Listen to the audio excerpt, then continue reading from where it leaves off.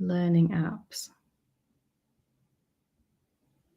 So what do you mean by learning apps, Mr. Powers?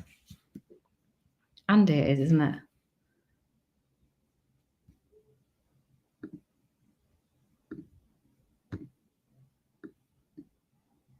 Yeah, okay, learning Spanish. And so what apps specifically?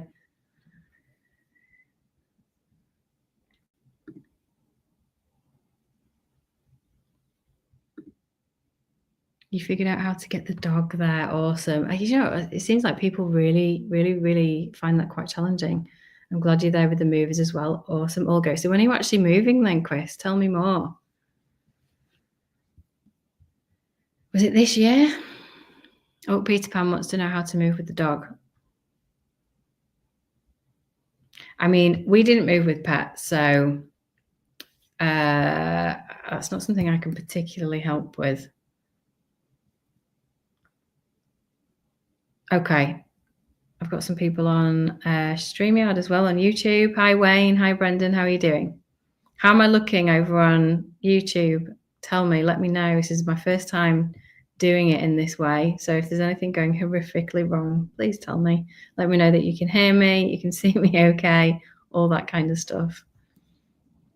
TikTok seems to be going all right. October the 1st. Oh my goodness, Chris, that's awesome.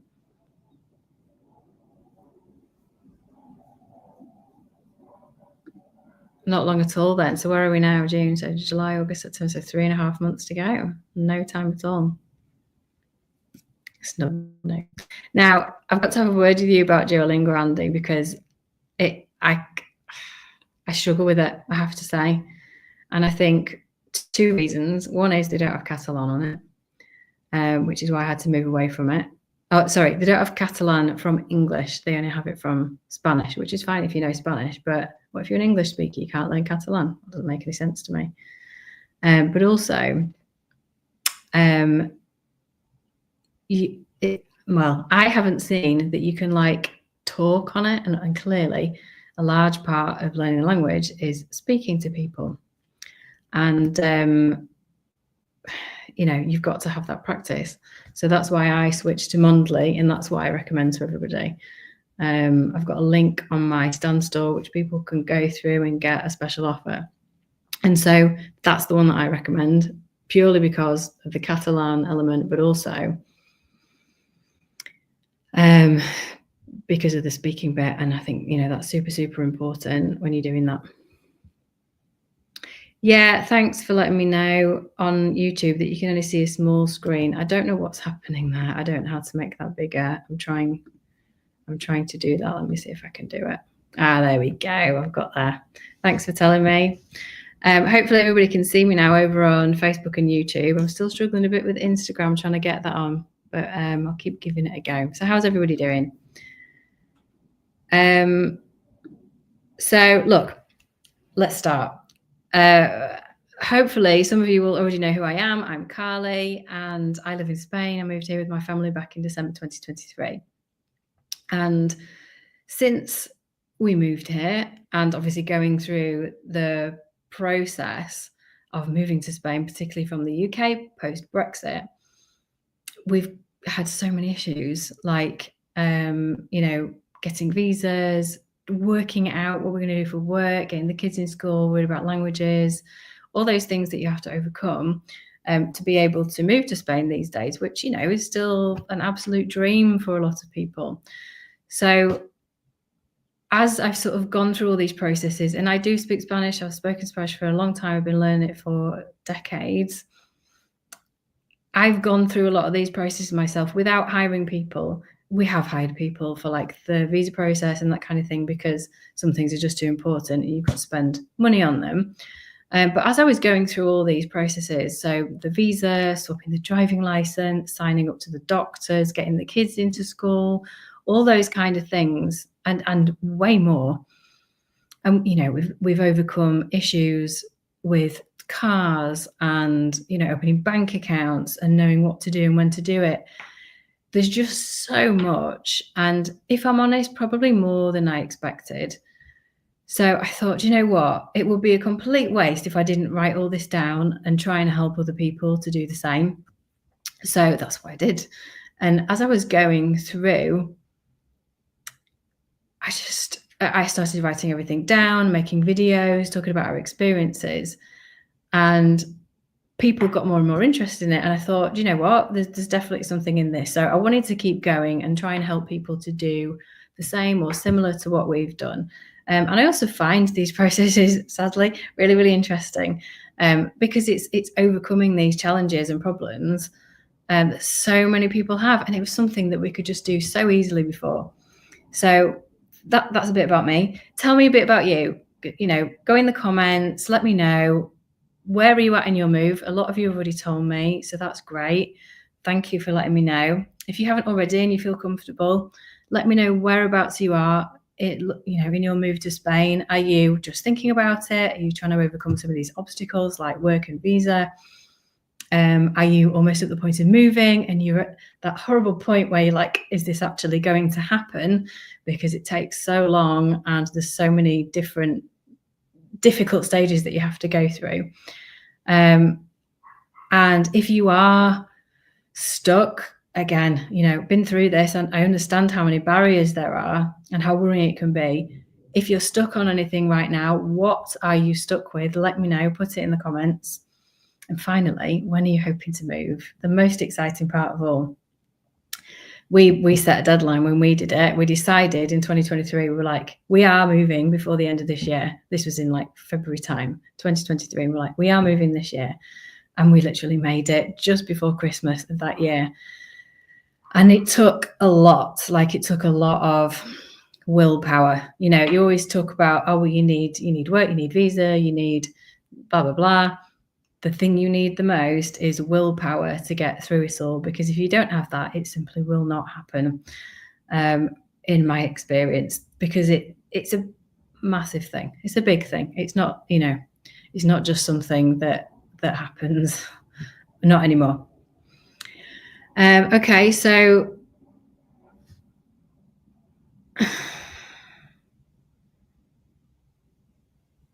Peter Pan, you're struggling with a dog by the sounds of it, aren't you? Well, maybe you should hook up with Chris, who mentioned that before and said that they just managed to sort it out. It's not something that I've actually helped anybody with yet. But I know that it's an obstacle for a lot of people. Obviously you've got options like driving them over. Some people go on the ferry and bring them that way. If you come from the UK via Santander, I did that crossing myself the other way a few months ago, and it's all right. Chris, thank you. That's really, really helpful.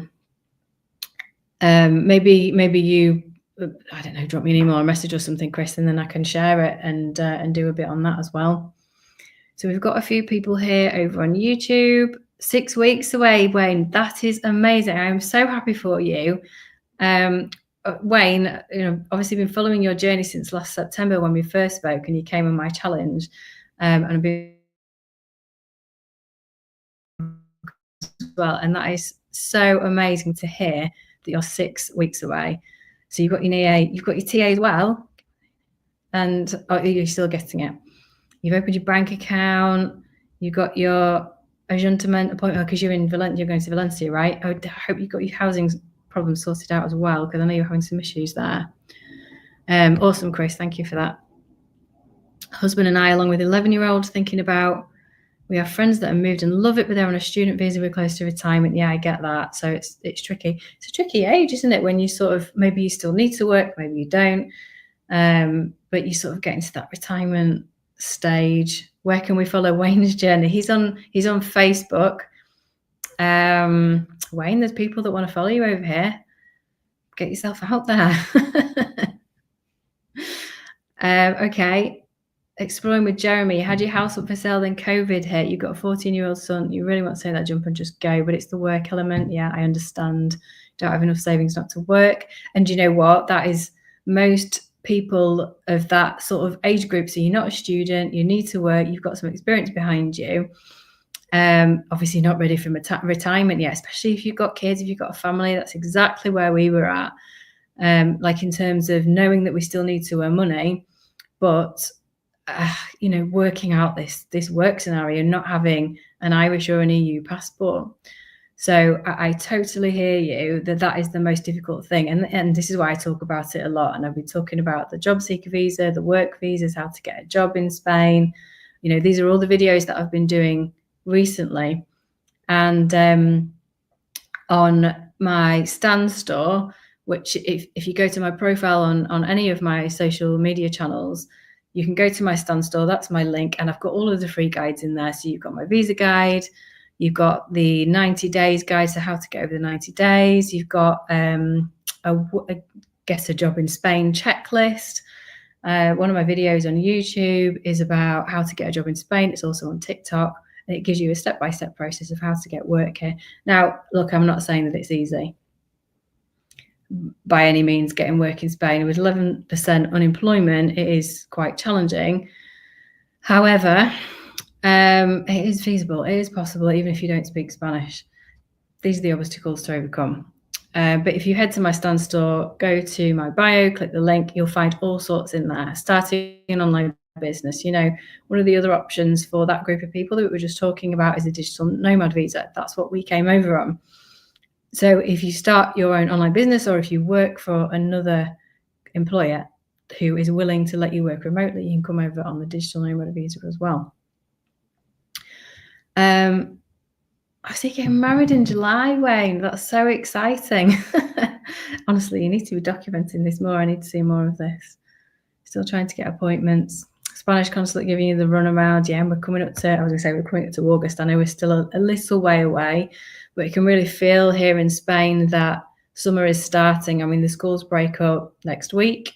We have a holiday here on the 24th, which is called San Juan or San Juan in Catalonia, and that marks the start of the summer. And yes, people still work in July, but things will definitely start to wind down, and then August is a real challenge. I don't know how the consulate works in the UK, but maybe it's the same, maybe it isn't, I don't know.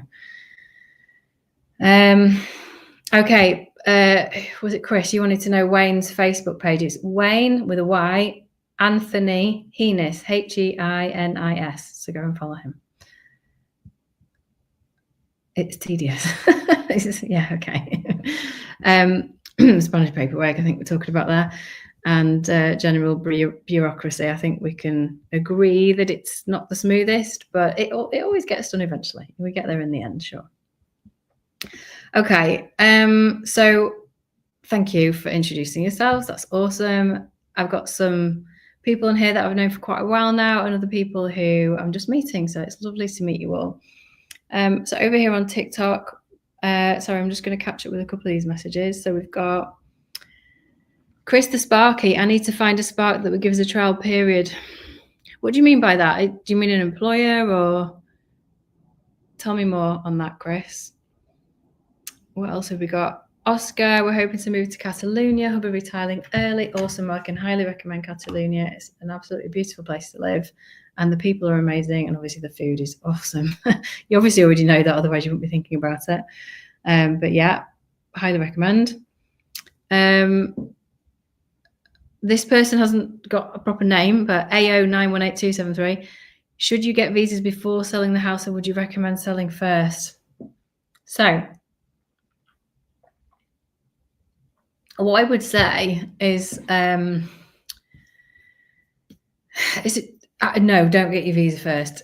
Probably not. And the reason I say that is because if you're in the UK, which I'm kind of making an assumption that you are, I don't know that, but even if you're not in the UK, if you're in a different country to Spain, what is likely to happen, what you need to think carefully about is your capital gains tax position on your house sale. Now, I'm not a tax advisor. I've got people that I can refer you to, but this is a common theme that comes up a lot.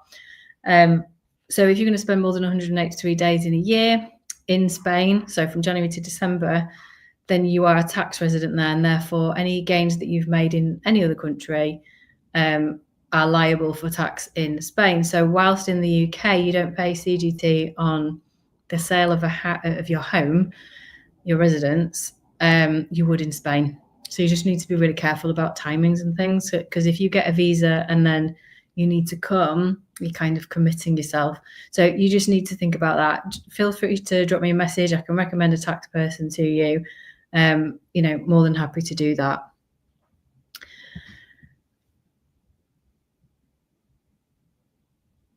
Oh. Sorry, I think I just went off on YouTube there. Hopefully I'm back now. The other owners voted against any more licenses. Sorry, let me just go back a little bit, Gary. We got a tourist visa at the end of March, and I'm glad that we did. The other owners voted against any more licenses. I don't know what you mean by that. What kind of licenses?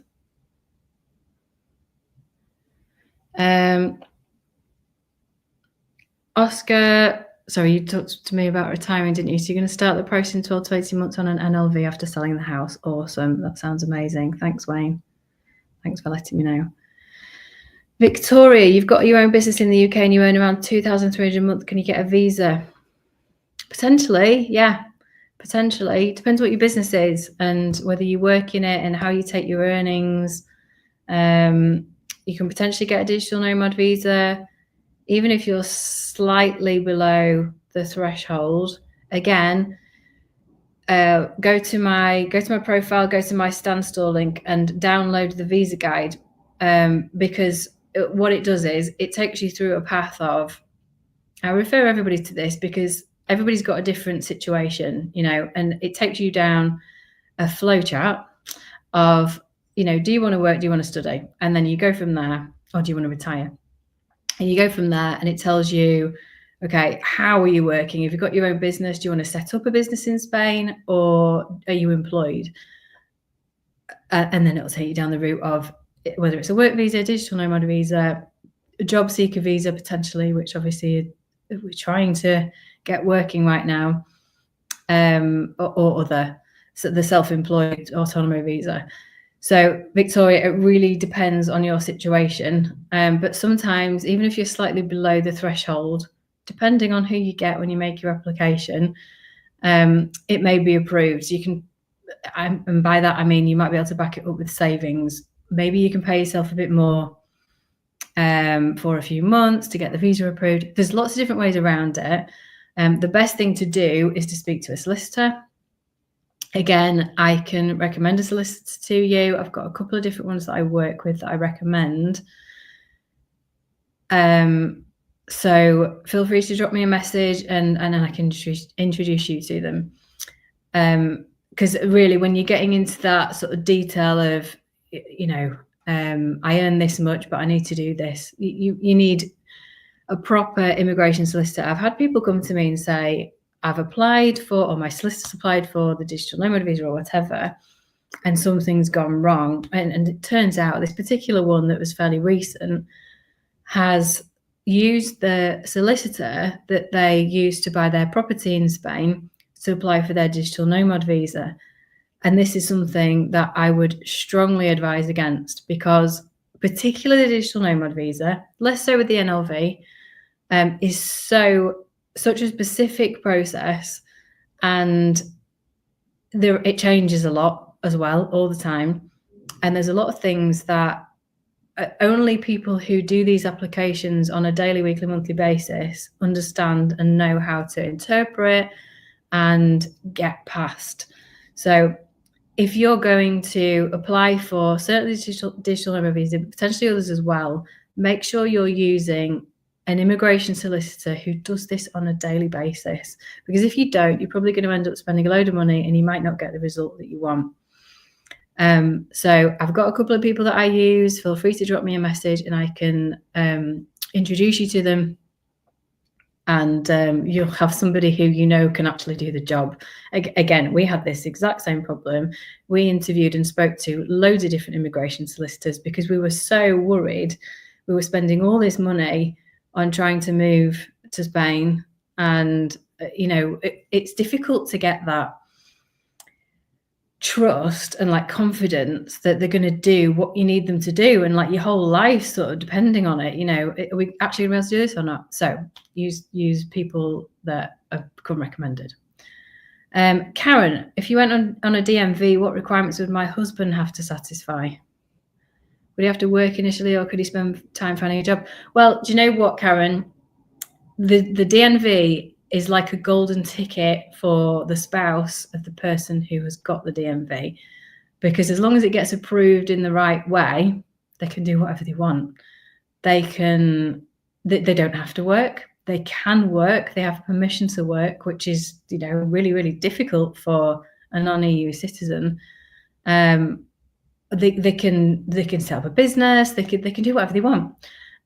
So if you're on the DMV and you're approved and he's your dependent, sorry, that's the key that I should say, and he's included under your visa and you've got enough income to cover the both of you, and if you have any children as well, it's like a golden ticket. So awesome for your husband.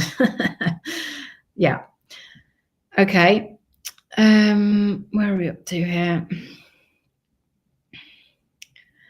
Ben, so if there's only 180 days left in a year, you won't need to pay tax on UK.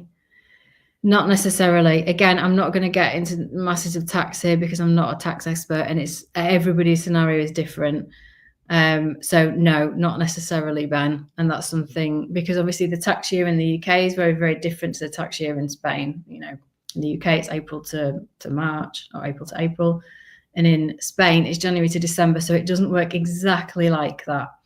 But happy to introduce you to somebody who can talk to you about it. How much do you need to have in the bank for a non-lucrative visa?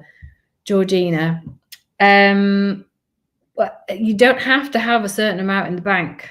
You can just have your pension income coming in, or you can have savings, or you can have a combination.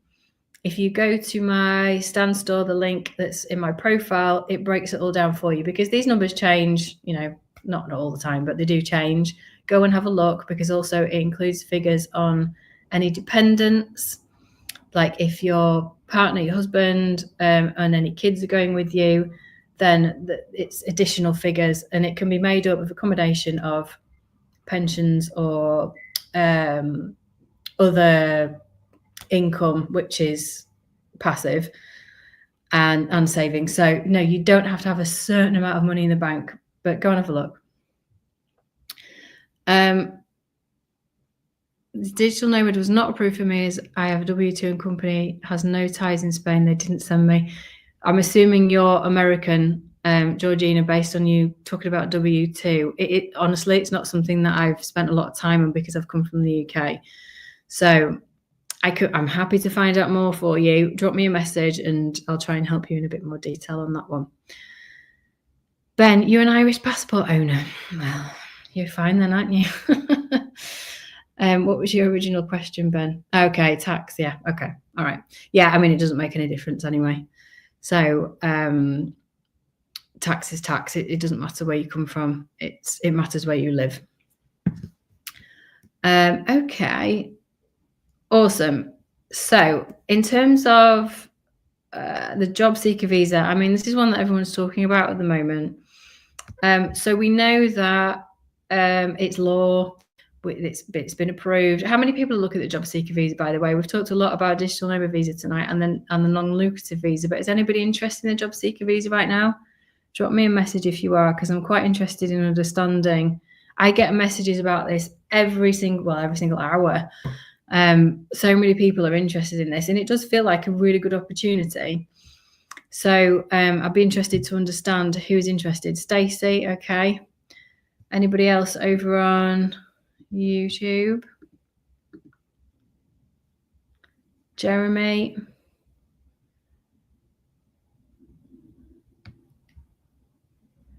Just a quick one from Oscar. So if you and the hubby go on the NLV and you're the main person, can my hubby work? No. If you're on the NLV, you can't work, full stop. It's the DNV that the other person can work on. So I was only talking about the DNV there, Oscar. When will they name which jobs are needed for the new working visa? Yeah, very good question. So look, this is still quite up in the air on the job seeker visa, and it's brand new. It's only been out a month. Well, it's only been law for a month. Oh, Jane, sorry, not Jeremy. You're obviously on his device, right? So I keep researching this and I keep getting mixed messages. I'm having conversations with my solicitors about this, with different immigration solicitors. And because it's so new, it's one of those things. It's like when the digital nomad visa came out, 2-3 years ago. Things change very, very quickly. And whilst it is law and technically you can apply for it, because you have to apply through the consulate in your wherever you live, or whichever one is attached to where you live, your home country. Not everybody's joined up, so the consulates are not necessarily accepting applications. As far as I'm aware at the moment, they're not in the UK and the US, which is where a lot of my audience comes from. So it's disappointing that we're in a situation where at the moment people can't really apply. It is one that you have to apply from your home country, as I say. So you can't already be in Spain. Again, people have been asking me that a lot. You have to get an appointment with your consulate. Good luck with the UK consulate. Sorry, that's Wayne again. Just saying that they've been challenging. Obviously, in the UK, you've got London, Manchester, and Edinburgh, right? Do you know what? We got our NIA from the Manchester consulate, and I thought it was relatively easy. Okay, it took a while for them to come back with the initial reply. But when we went over and we got there and NIA is an easy bit, right? It was fairly straightforward, but I hear you, Wayne. So I've got a couple of people interested in the job seeker visa, but not loads. So yeah, look, there is a list of jobs which are like basically the ones that they're lacking in Spain. So it's jobs and regions as well, which is that they go hand in hand. So if they're looking for hospitality in the south, for example, in Andalusia, or if they're looking for ship workers in, I don't know, Bilbao, something, whatever, that's what they're putting out there. Now there is a list. There's absolutely a list, and I think and I've put it in my guide. So it's in my current visa guide. Again, it's on my Stan store. I updated that only a few days ago. So if you've downloaded the visa guide previously, you need the new version. So go back to Stan store and download it. And it's also in the job seeker checklist that I've got on there, which I've got a full video on looking for work in Spain on TikTok and YouTube. So have a look at that. And the link's in there as well, actually, on YouTube. So have a look at basically how to get a job in Spain. And you can work through that, look at the checklist and the links in there, because that's what everybody is interested in, aren't they? I think that, I get a lot of comments about, why did you go to Catalonia where you have to learn 2 languages? Because I like learning languages. Me gusta Catalunya, me encanta. Me encanta aprender el catalán. No es una cosa mala. So I think you can go through that video if you're looking for work, and you can do that. You can have a look at the link, find the jobs, find the jobs that you want, see if yours is on there, see if your skills are on there. And that's a really good place to start. Now, if they're not on there, it's not the end of the world. There are still ways to do this. Now, I can't speak German at all. I don't speak a word of German. There are different ways of doing this. And I think for me personally, it was a real battle, because I had worked in the insurance industry for 15 years. I took my job really seriously. I loved it. I was really ambitious and got to a senior level. And I really, really wanted to continue to do that, but I couldn't, because getting a job in Spain is really difficult. So what I decided to do was to start my own business whilst I was still in the UK, which helped with our digital nomad visa. And this is what I'm saying when I go back to the beginning, when I was saying that you need to have the will to move to Spain. You literally need to be prepared to change your life completely, and to do whatever it takes to get here, in my opinion. Because if you're not, and you're not open to doing different things, then there's a possibility it won't happen. And I'm talking more about people who are not of retirement age, because I think if you've got enough money to retire, you've got a reasonable passive income or pension, then you're okay. If you haven't, I get that it's a bit more challenging. But otherwise, I think you need to be open to changing your life. And for me, it absolutely has done. My life looks absolutely nothing like it did when I lived in the UK and I was working all hours and I barely saw my children because I'd take them to school early, I'd pick them up late, I'd run them home, we'd do a bit of homework and then they go to bed. Whereas here, we're going to birthday parties after school, we're going to the beach, we're swimming, we're doing different clubs and just generally socializing more because that's what people do here, which is really, really nice. We've got a lot closer as a family as a result. So, there's lots of different ways that your life can potentially change. And if you want it to stay the same, it may do, but it's unlikely. So what I'm saying is that there are other ways that you can do this. You don't, try and think outside of the box. Don't just think, I need to get a job and it has to be in the thing that I'm specifically skilled in. You can do whatever you want. You can build your own business, and that can take you towards the digital nomad visa and a different way of getting to Spain. Somebody's just asked if Spain offers Spanish language courses to foreigners. They absolutely do. So I am learning Catalan. I signed up to courses in January and I've been going twice a week for 2 hours at a time since January, and it's absolutely free because in Catalonia they want you to learn Catalan, which is amazing. But also in other parts of Spain, they absolutely do offer free language courses to foreigners. So have a look. And in fact, I did make a list somewhere, and I'll try and get that out somewhere, of all the different types of organizations that offer free language courses. So definitely worth a look. So if you don't speak Spanish, you can learn. It's never too late to learn, right? Oh, Edinburgh Consulate just won't reply. I'm really sorry to hear that, Stacey. That's incredibly frustrating. So you've just done your application for your digital nomad visa. It was a lot of paperwork. Yep, I hear you. And it may be even more if they come back and ask you questions. Hopefully they won't do that. Hopefully it's all in order. That was one of the worst bits, was the waiting for the decision, and then them coming back and saying, "Oh, actually, we need this, this, and this," and then more waiting. Okay. Are there any jobs remotely for English speakers in Spain? I keep getting rejected, so I don't know what to do. Yeah, it's a really difficult one, Sophia, because so many people want remote jobs now. Since COVID, there's so much competition. So I think you've got to, this is why I'm saying you need to think outside the box. I know it's easy to think, I must get a job, I need to get a job, but can you apply those skills to your own business? Again, this is what I help people to do. I help people to build online businesses. I've got some free guides in my stand store. Go and have a look.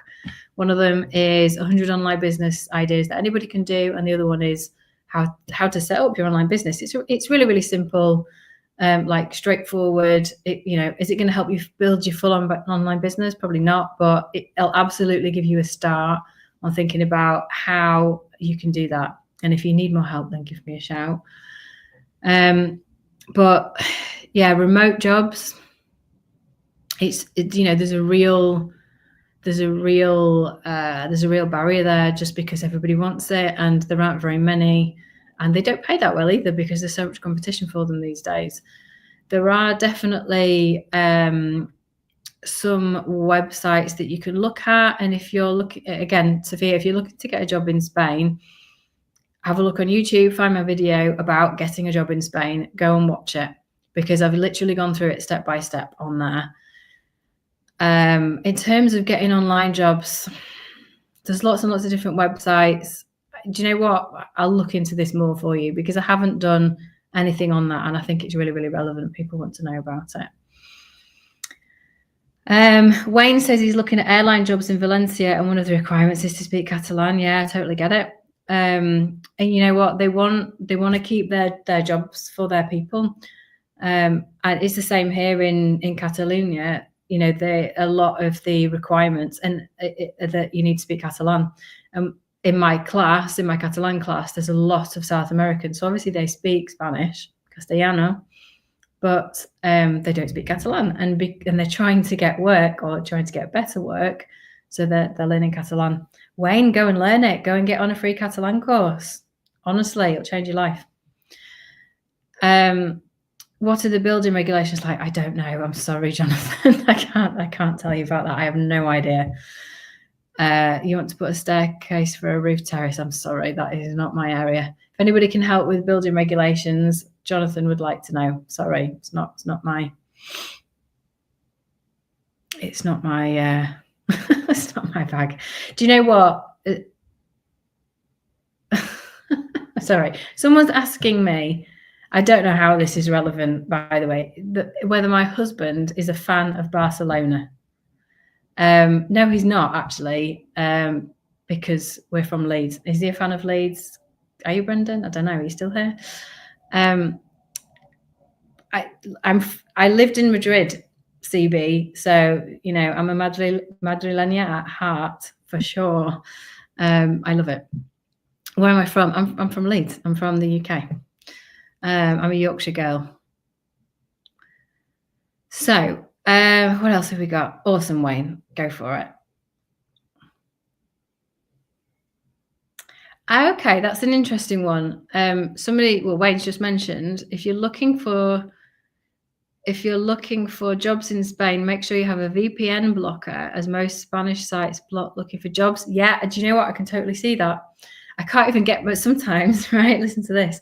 I can't even do my online shop. I can't remember which supermarket it was now. It might be in Carrefour from the UK. I was trying to do it once when I was back in the UK and I couldn't because they won't let you. How crazy is that? It might be Mercadona, actually. Which part of Madrid did I live in? Delicias. I was a student. I didn't have much money. I wanted to be in central Madrid, but we were still on the metro line. He needs to go to his town. Oh, here we go. Where's it gone? Jonathan, I've got somebody's given some advice over here on building regs. Sammy in Murcia, he needs to go to his town hall with the plans drawn up. Is that serious? I mean, do you know what? I can totally believe that it is, because this is Spain. This is Spain. So yeah, I hear you. Love Mercadona. Who doesn't? Like, there's a real love affair with Mercadona, isn't there? Okay. Where are we up to on TikTok? I've got loads of questions coming through here. I'm 47 and want to sell my house and purchase in Spain, Campo Sol. I'm not looking at full-time visa. It's a really tricky one, John, because most of the visas are full-time.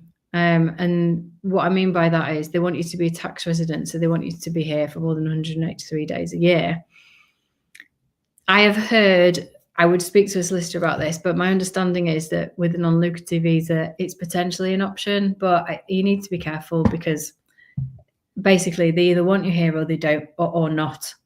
So you kind of have to make a decision. And it's tricky if you've got, if you're buying a house here, but you kind of want to split your time, it's kind of not an option anymore. I mean, is anybody else doing that? Is it working?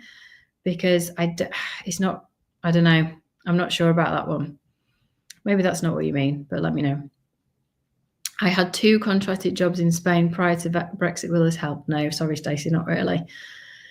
I get these kind of questions all the time. Like, if I've got a house in Spain, will it help? If I've lived in Spain before, like I lived in Spain before, I had a NIE, or a NIF, I think it was called back then, and everything. But it doesn't really matter. If you haven't got an EU passport, you've still got to go through the same process as everybody else.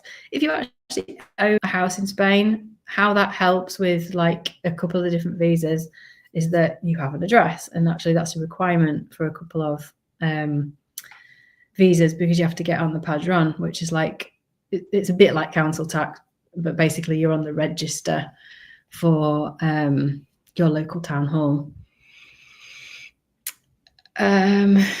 John Lee, how do I do it? How do I do what? Tell me more. I don't know your situation, John. Your second home is Mercadona. Do you know, I feel like I need to spend more time in Mercadona. I don't have one like super local. So I have to get in the car to go there, and you have to get in the car. I feel like I need to be there more. What is the situation on healthcare? Do you have to pay for private? It depends on the visa that you're on. Again, if you go to, I know I keep saying this, but if you go to the link in my bio, download the visa guide, it states in there under each visa whether you need private healthcare or not. So with the non-lucrative visa, if you're retired and receiving a pension, you don't necessarily need private healthcare, because you might be able to get the S1 from the UK government, which basically means that you're then covered under Spanish healthcare. Also, with the digital nomad visa, if you're signed up as autónomo, then you can also register. If you're paying for social security, if you're paying those contributions here in Spain, then you can also sign up to the public system. And there might be one or two other situations, but other than that, you're going to need private healthcare. I have got a broker. I reviewed a few brokers. I used to work in insurance, as I mentioned before, so I do understand it. And I looked at a few different brokers, and I found one in particular that I liked. And sorry, something's going on with TikTok. Hang on. Like it might cut me off. Just give me 1 sec, sorry. Just having to do a jigsaw on TikTok to tell them that I'm still there. I know I've seen that before. Yeah, so I interviewed a few brokers, and I found one in particular that's got a super easy system to use. You can get your quote. Obviously, you don't have to pay for it yet, but you can get an idea of how much health insurance will cost you, and they review a few different insurers. So you're not just getting one. If you go on the link on my profile on whichever platform you're on right now, go on my Stan store, there is a link to the broker that I recommend. So have a look on there, go through the quote system, and it'll give you an idea of how much it's going to cost for you, your partner, your kids, or whoever you're going to bring. Or just yourself if you're on your own.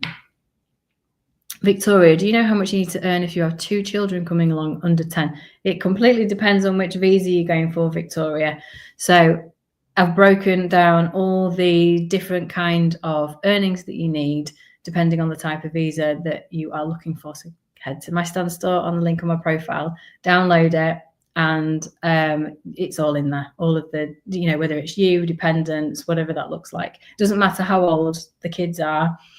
A dependent is a dependent, whether it's a husband, a partner, kids, parents, whatever that looks like. So go and have a look, and the answers are in there for you.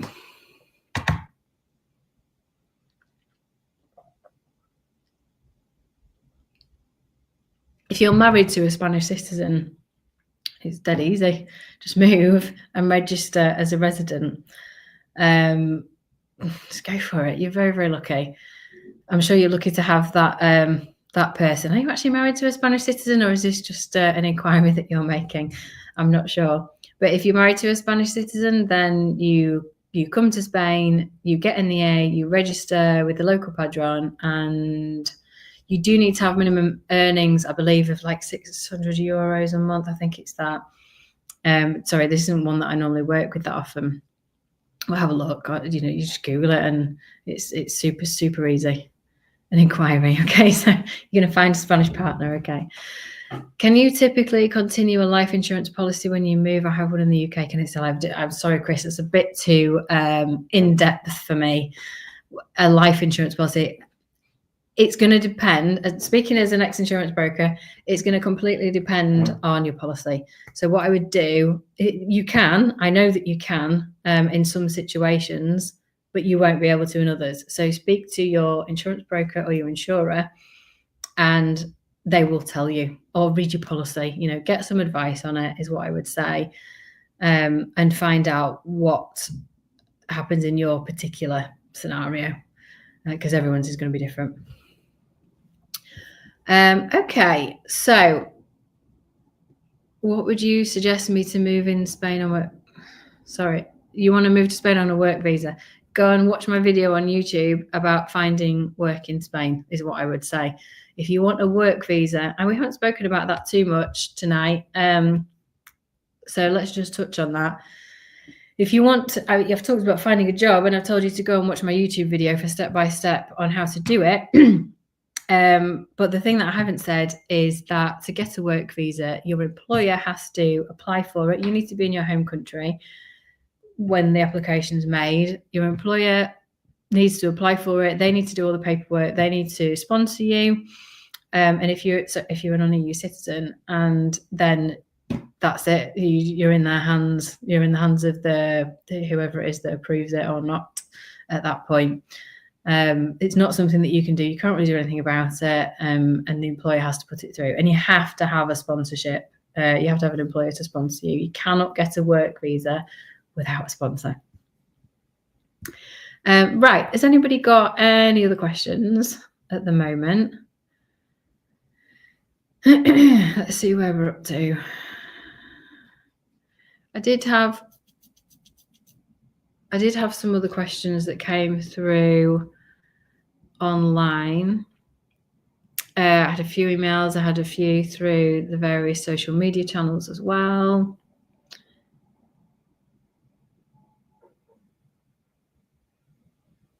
Any other questions at the moment?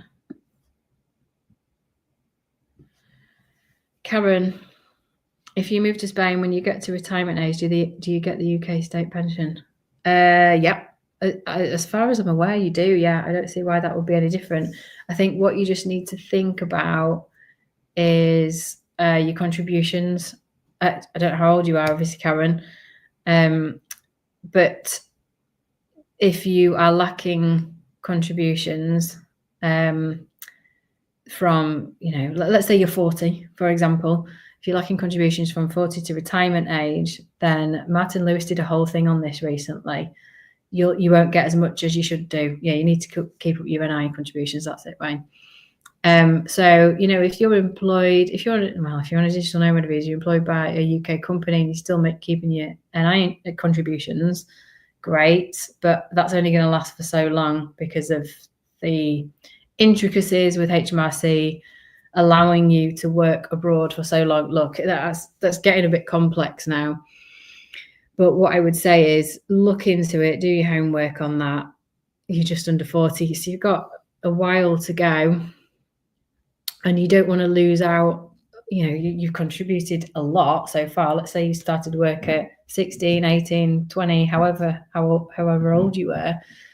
That's a long time. It's a lot of contributions. So I believe there's a way to keep up your NI contributions, even though you're not working in the UK. So just look into it.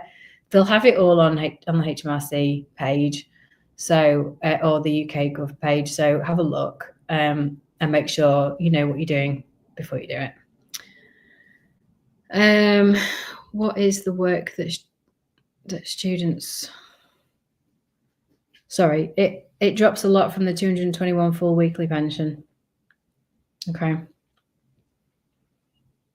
So yeah, just keep them up if you want your pension, for sure. Make sure you've got a private pension as well. Very important these days. Okay, so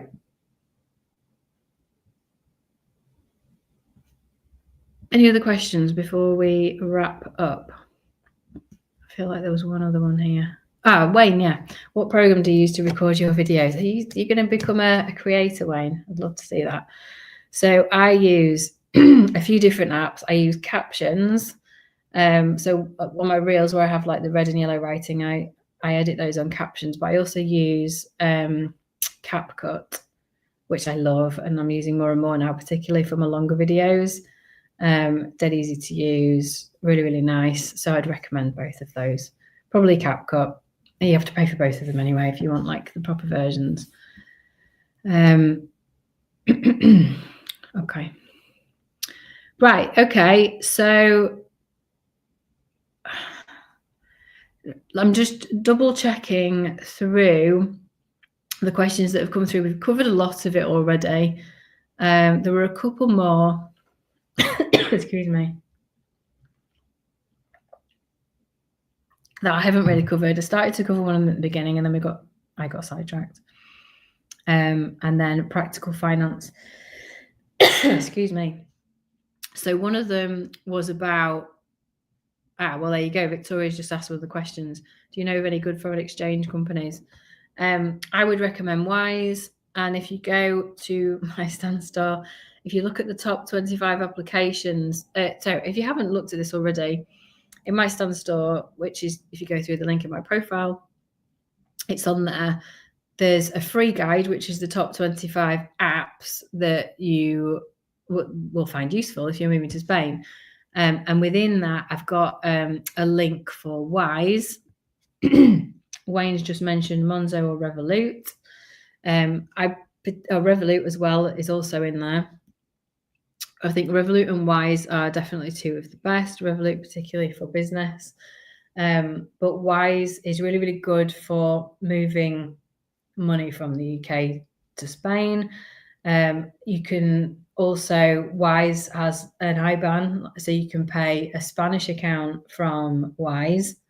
And the exchange rates are really, really good. It's dead easy to use.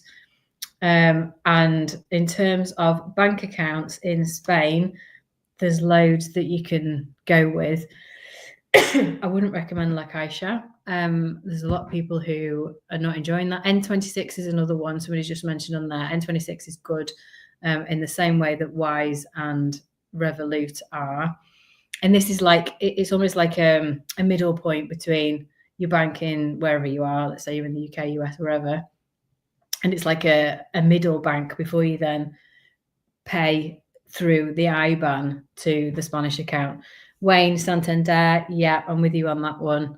I think Santander are quite good. And with some accounts, and speak to the bank when you're opening the account. I mean, there are like accounts for foreigners, but what they'll often do is they'll charge you. Unless you're depositing, I don't know, €600-700 a month, which is like almost like minimum wage, then they'll charge you €20 a month. So they want to see that the money's coming into the account every week. So you can set up your direct debits from there, your bills, that kind of thing. Anything where you need to pay somebody into a Spanish account. But there are some, and they'll upsell you insurance, this, that, and the other. And I've heard a lot of horror stories about people getting like bills every month for something that they didn't even sign up to, or they didn't realize they'd signed up to. And this is the problem. So make sure you know exactly what you're signing. Santander, Wayne is saying, have been very, very good. I wouldn't recommend La Caixa. We had a bit of bad experience with them, and I know that others have as well. Have a look around, and if you go in any of the Facebook groups, you'll see people post on this all the time. You know, who do you recommend for a bank account? And then you'll have a stream of people recommending or not recommending particular banks.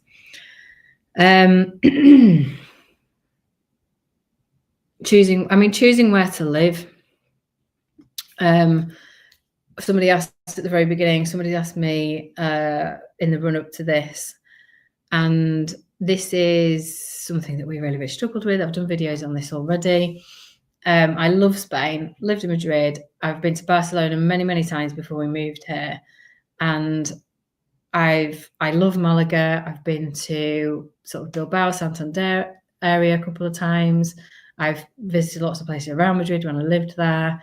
Been down. I love Andalusia, like as a whole. Obviously, like Marbella, Alicante, and you know, lots and lots of different areas. So it was really difficult for us to think, where on earth are we going to go to?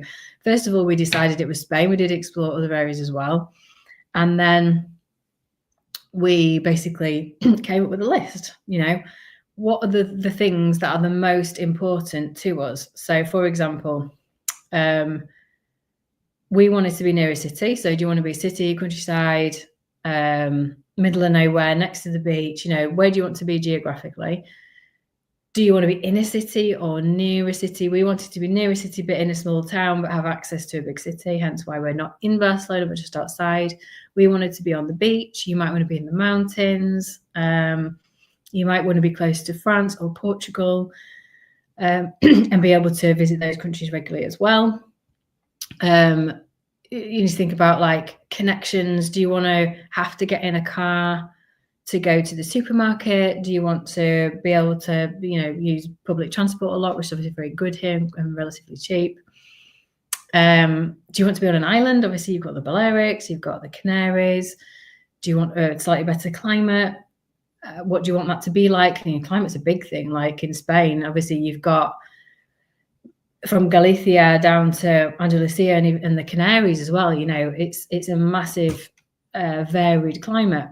So thinking about that as well. Do you want to be in like an expat community? Do you want to have lots of Brits around you if you're British? Do you want to have your expat community around you? Do you want to be completely immersed in Spanish life? Do you want to be, I don't know, in the middle of nowhere somewhere? Do you want to build your own house? Do you want to have access to lots of new builds? So all of these things are the things that we thought about and came up with a list. And then after we'd come up with the list, we came up with some places that would match that list, and then we visited them. I mean, we're lucky because, coming from the UK, it's obviously not that far. I know that people that come from the US, a lot of people seem to be going to Valencia from the US at the moment. It seems very, very popular. It can be a bit more difficult to like get here. But I think that's really, really important, is to do that traveling, visit those places, see how they feel, what they look like in reality, if you've not done that already, and do the work. And then you will find where you want to live. I think somebody asked me one of the questions, how did we buy? We didn't buy. It's such, I've just done a video about this. It's coming out this week actually, about buying property in Spain and getting on the property ladder. We have such an obsession with this in the UK, like it's the most important thing in the world. And do you know what it was to us when we lived there? But we rent now, and we're very, very happy renting, and we have absolutely no intention of buying a house at the moment. So I think that's the smartest thing to do, in my opinion, is to come and rent. Now, I understand that like some people, particularly if you're retiring, you want to own your property, you don't want loads of money going out every month. I totally understand that. But, if you come and you buy a house and you live in that place and in 6 months you decide that you hate it, which is obviously a possibility, you're stuck with, a liability and something that you may or may not be able to sell. The housing market in Spain is not as fluid as it is in the UK. So it's just something to be really mindful of. I would recommend renting first, because you need to actually live in that area to know whether you're going to love it or hate it, rather than buying a house, going all in like straight away. It's a big risk.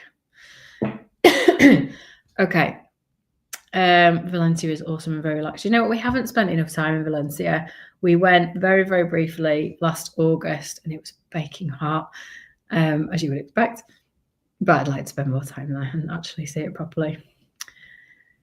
What is the application process like to get children into local schools? Does it work like the UK, where it's based on catchment of where you live? Karen, I've done a video on this. If you go and look on YouTube, I've done loads of videos on schools, because I've got twins who are nearly 7 now. We came when they were like 5.5. And this was one of my biggest worries of moving to Spain, was with how the kids were going to be, like getting them into school, making new friends, not speaking the language. Like it was a massive challenge for me mentally. So I've done tons of videos on this, like going right back to when I started documenting more, like last August.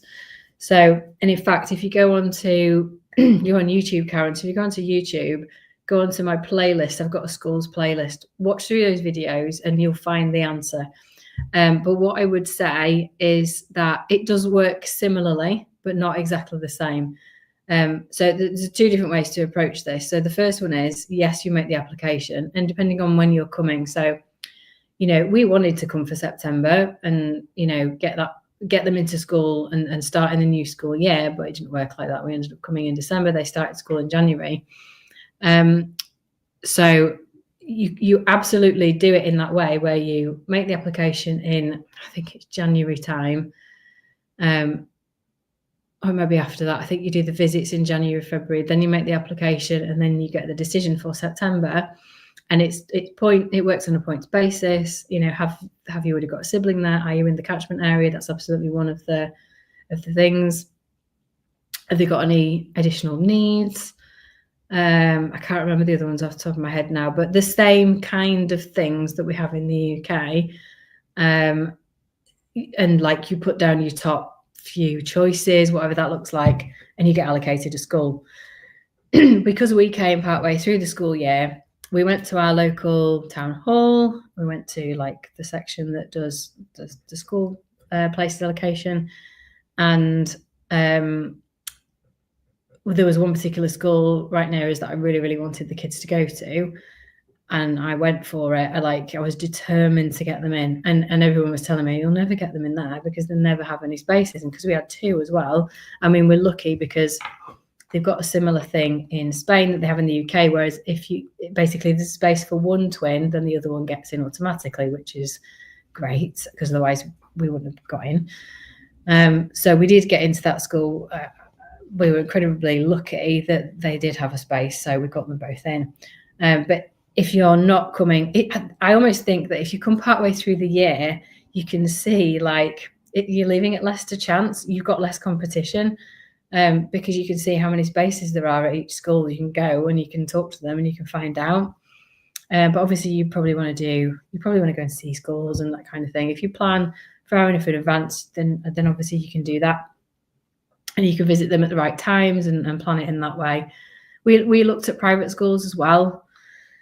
Our kids were at private school in the UK, so we looked at that, but we decided for us that we wanted them to be in a public school. And the main reason for that is because, well, a couple of different reasons, but it was predominantly to do with cultural integration. We knew that if they went to a private or international school here, then they wouldn't really learn the language. Like, they would a bit, but we wanted to go for the total language immersion and just get them going straight away. And it was hard for them. It was challenging, but they now speak 2 languages 18 months later, 2 additional languages, should I say. So, you know, and now I feel like we obviously did the right thing. So you've got a 3-year-old and a 3-month-old. Yeah, look, that is perfect. There is absolutely no reason for me, like, this is opinion, but there's no reason why you need to send your kids to an international school at those ages. Like, it is perfect for them to pick up those other languages and integrate with, like, and get out and do stuff after school every day. That was the dream, and this is it. We're living it. It's amazing. The cultural and language immersion is just the best thing. That is what we came for at the end of the day. I know that everybody doesn't, but we did, and we absolutely love it. Damn, did we own a house in the UK? Yes, we did, and we sold it. We wanted to avoid the capital gains. Well, I say avoid it. We didn't want to like get into that, so we sold it, and that's it. Done. I know that. Thank you for subscribing as well. I know that some people almost use it as a safety net, and they don't want to sell it, and they let it out, and it's like, I'm just going to keep this. I'm going to hang on to it in case it doesn't work. And I get that. I totally understand that. But, you know, if you do that and you decide to stay in Spain, there's potential capital gains down the line. That's just all you need to think about. Private is pricey. Schooling, yeah. International schools are pricey without a doubt. They're cheaper than the UK for sure, but and if you've got more than one child as well, obviously it adds up.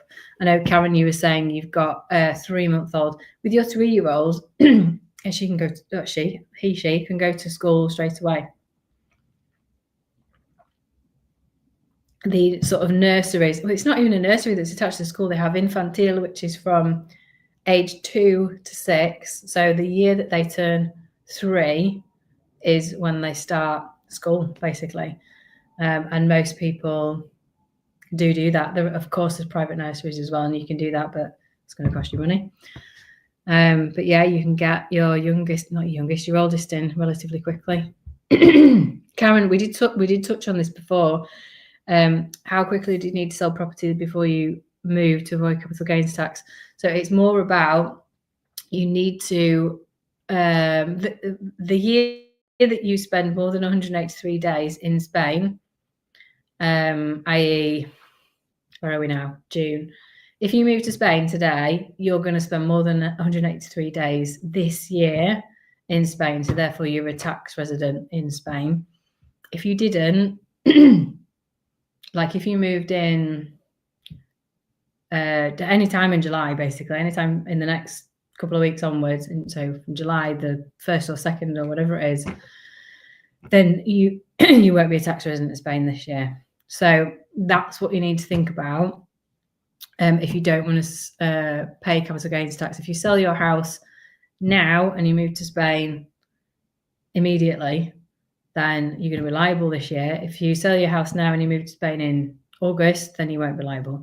But speak to a tax advisor. I am not a tax advisor. I'm just giving you like the core basics.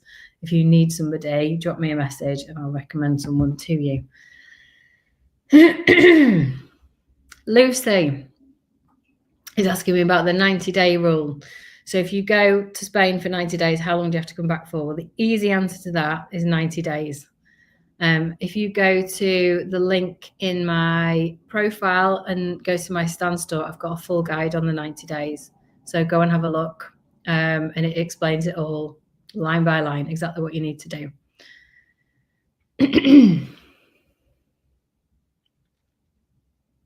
What is this information? CB. Oh, really? Okay, interesting. So CB is saying that Santander were doing lots of mistakes and bad things, and he moved to Open Bank and didn't have any problems. And you can use the Santander offices, which is useful to know. Very, very useful. Thanks for that. What are your thoughts on Sitges to live? It's quite pricey accommodation-wise, but nice settings. You know what? We love Sitges. Sitges is like 15 minutes from where we live, depends on whether you take the toll road or not. We tend to take the beach road these days. It is pricey accommodation. Depends which part of Sitges, though. Like, because if you live right in the centre, first of all, it's tricky if you need a car or anything. But like one of my favourite places is Vignette, which is like La Vignette, which is on the beach right down, like the almost the most southern point, not quite, but that you can get to. It's really, really beautiful. But if you go like west and you go up into the hills, it gets a lot more reasonable. Now, you probably could walk into the town. You can definitely get a bus, or if you've got an electric scooter, you could do that. But what I would say is that we would live there. We would live in Sitges. I think it's lovely. It's really, really nice.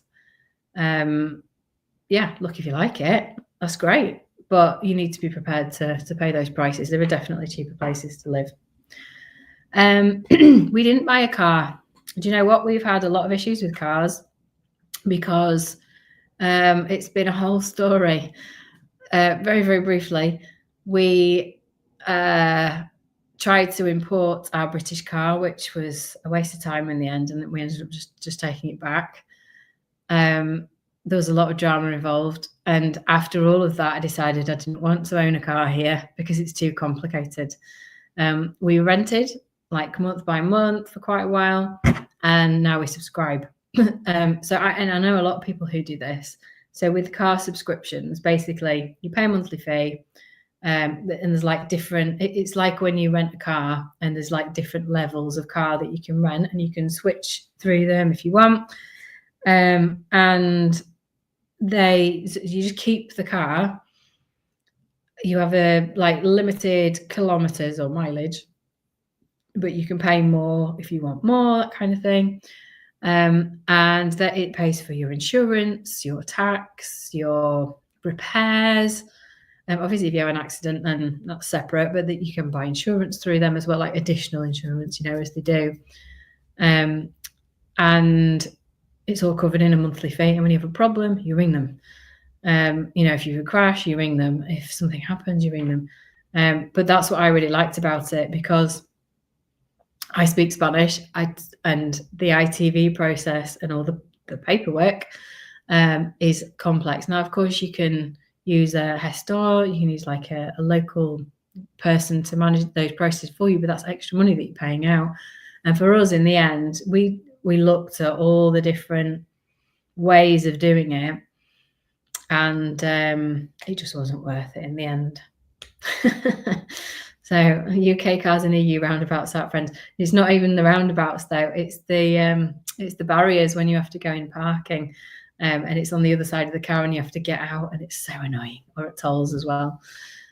So yeah, look, that's my feeling. I wanted an easy life with the car, and I think one thing that I would say, and I talk about this a bit, is that we had, as you do, we had big, expensive, flashy cars in the UK because everybody does, and that's everything. Well, it's not here. Nobody cares. So it's like, everyone's got a banged up secondhand car. In fact, one of my friends, one of the mums from school, she was laughing about it the other day. She's had her Micra for 21 years, and that is not unusual. They hang on to their secondhand cars. They hold their value, not like in the UK, because they're not pumping new cars every single week into the country or into the system. So yeah, and look, I honestly don't care what car we've got these days. It's just we don't even use it that much. We've got one. We used to have two when we lived in the UK. Very, very happy with one now. I'd much rather walk, and if I don't walk, I get the bus, or I get the train, or I rent a bike. We've got a really good bike rental scheme here, and we've also got an electric scooter. So there's tons of different ways to get around where you're not sitting behind a wheel. I used to drive a lot when I was in the UK for work and things like that. So I'm glad to not be doing that all the time now. Oscar, is renting a house cheaper than the UK? It depends where you rent. Like, if you rent in London, probably not. And it depends where in Spain you're renting as well. If you're going for Madrid, Barcelona, or Valencia, no, and surrounding areas.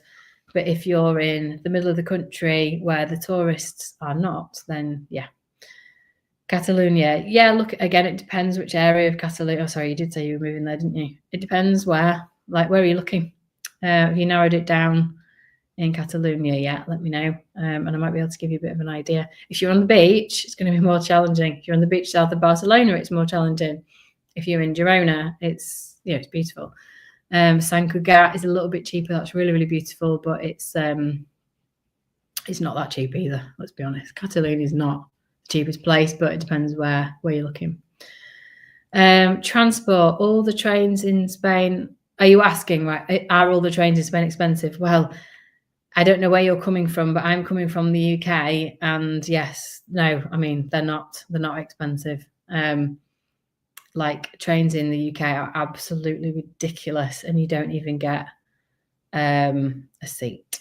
So I would say the trains in Spain are much better value and more efficient. Why not Madrid? I was tossing up Madrid or Barcelona. I've lived in Madrid before. I love Madrid, but they don't have a beach. That's why. And that's why we're in Barcelona now. I'm just being honest. I love Madrid, and I need to go back and visit. But we are here now, and I'm very, very happy. Okay, I've got American citizenship, married to a Spanish citizen. My children also have full Spanish citizenship. God, that's a difficult word to say. We are in stage 1. I still have a job in the USA. Okay, awesome. Well, look, that sounds like you've got a really easy route there. If your partner is Spanish, you're married, that's really straightforward. All you need to do is come and register. You don't need a visa or anything, and you should be able to work. It should be no problem. You have to, I don't know if it's family reunification, or I think that's what it is. So yeah, no, in fact, if you're the spouse, I don't think you even need to do that. If you want a solicitor recommendation, let me know. Valencia is great at the moment. We've got a double room bigger than here in the UK, and it's half the price. Yeah, totally see that. Totally see that. You're very welcome, Karen. It's been really nice to chat to you tonight. Yeah, no, all right. We don't live in Barcelona. We live near Barcelona, by the sea. Barcelona is not really different from Madrid about the stress. Yeah, okay. I hear you. I totally hear you. We don't live in the city, and I get it's. That's why we didn't want to live in the city, because we didn't want that stress. We've done that. You know, we've lived that life for a long time. We're done with it.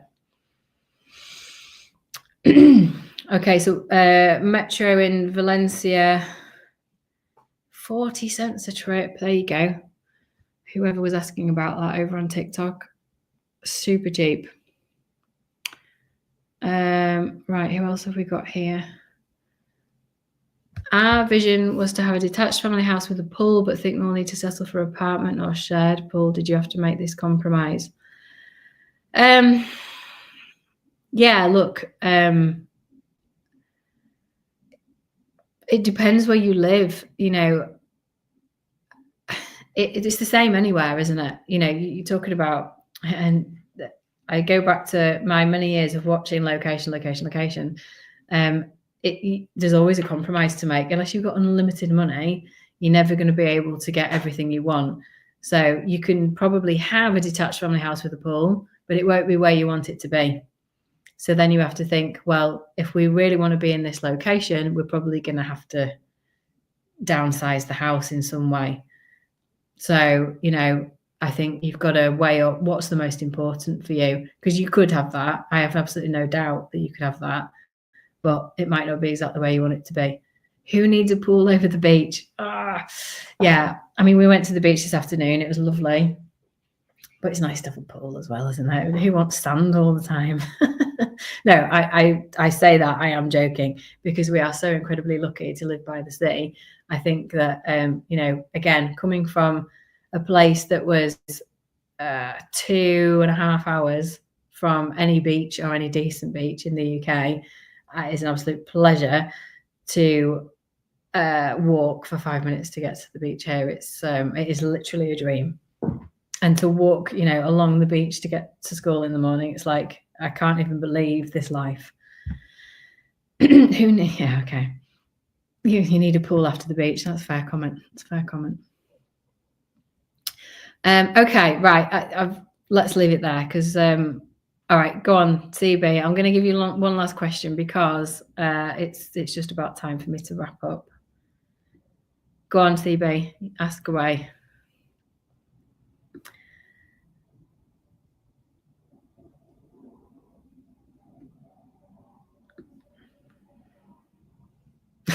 Okay.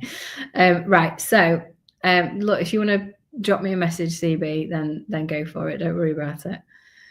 So I hope I've answered some of your questions there. If any of you got any other questions, drop me a message. No, Chris, it's nice to see you again. Thank you for coming. My email is on YouTube. Drop me a private message on whichever channel you're on, if you're on TikTok, Instagram, Facebook. I'd love to hear from you. If you go on TikTok, it's, well, you're already on it, but if you're not on TikTok, it's at Chaplain Family Life in Spain. That's Instagram, YouTube, and TikTok. So you can obviously message me on those other channels as well. If you haven't already and you want some really good free information, then bona nit. Gracias por venir. If you want to get some really cool free information, then go to the link in my bio or my profile, whichever channel you're on, click on the Stand Store link. There are tons of free guides on there with lots of really, really useful information that I've been compiling over the last year and a half. And send me that, CB. I'd really like to see that, please. And then if you go there, we've got visa guides, we've got setting up an online business guides, we have got understanding the 90-day rule, swapping your driving license, schools in Spain, healthcare, And I've also got some affiliate links on there, which are useful things that I've pulled together for you to make your life easier. So I've got links for translations, links for apps learning Spanish, and links for insurance, for health insurance if you need it, if you're moving to Spain. And if you need any referrals for immigration solicitors or tax advisors, drop me a message and I'll be more than happy to introduce you. So any other questions, drop me a message, and thank you all for joining, and hope to chat with you soon.